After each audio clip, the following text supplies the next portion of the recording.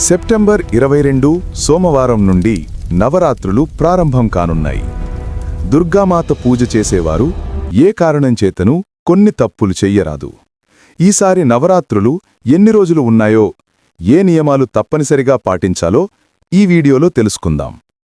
మహాకాళి, మహాలక్ష్మి, మహాసరస్వతి ఈ మూడు శక్తుల సమ్మేళనాన్ని పూజించడమే నవరాత్రులు.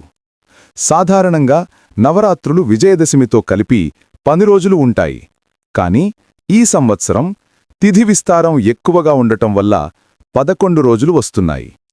మహాకాళి స్వరూపంలో దేవి మధుకైటభ అనే రాక్షసులను సంహరించింది.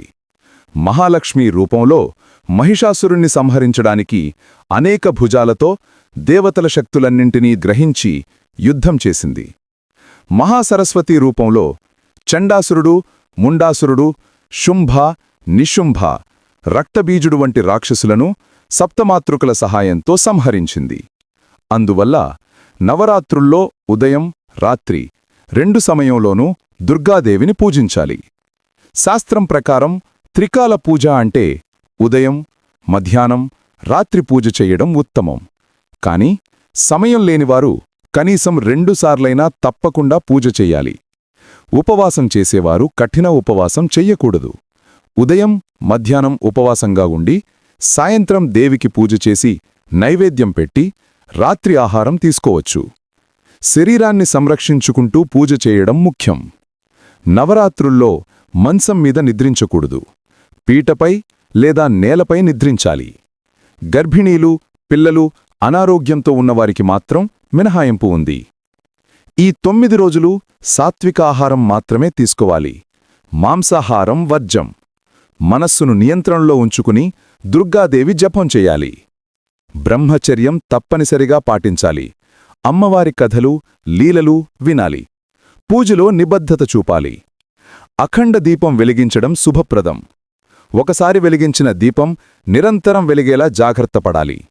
దీపం ముందు కొబ్బరికాయ, బెల్లం నైవేద్యం తప్పనిసరిగా పెట్టాలి. ఇది ఇంట్లోని ప్రతికూల శక్తులను తొలగిస్తుంది. అఖండ దీపముండగా అసత్యం మాట్లాడకూడదు. బయట వండి తెచ్చిన ఆహారం తినకూడదు. హోటల్లో తినకూడదు.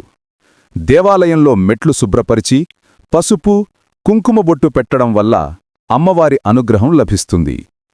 ప్రత్యేక పరిహారం: దేవాలయం నుంచి పసుపు తీసుకువచ్చి ఇంట్లోని పసుపుతో కలిపి ప్రతిరోజూ దీపం ముందు అగరబత్తి వెలిగించి మంగళారతి చెయ్యాలి. ఇలా చేస్తే దారిద్ర్య దోషాలు తొలగిపోతాయి అని దేవీ భాగవతంలో చెప్పబడింది. ఈ రోజుల్లో ఎట్టి పరిస్థితుల్లోనూ కోపం చేయకూడదు, ఎవరిమీద అర్చకూడదు, అన్నం వృధా చెయ్యకూడదు. అలాగే తలజుట్టు వదిలి తలుపు దగ్గర కూర్చోవడం, దువ్వుకోవడం నిషేధం.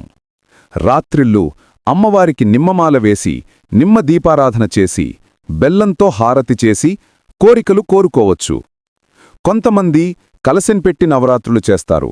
కొంతమంది విగ్రహం లేదా ఫోటోను పూజిస్తారు. కలశం పెట్టేవారు తప్పనిసరిగా కఠిన నియమాలు పాటించాలి. ఈ నవరాత్రుల ప్రత్యేక సమాచారం మీకు నచ్చితే తప్పకుండా కామెంట్లో జై దుర్గాదేవి అని రాయండి. వీడియోను షేర్ చేయండి, లైక్ చేయండి. తదుపరి వీడియోల్లో నవరాత్రుల ప్రతిరోజు ఏ అలంకారం, ఏ మంత్రం, ఏ నైవేద్యం చేయాలో వివరంగా చెబుతాము. ధన్యవాదాలు స్నేహితులారా.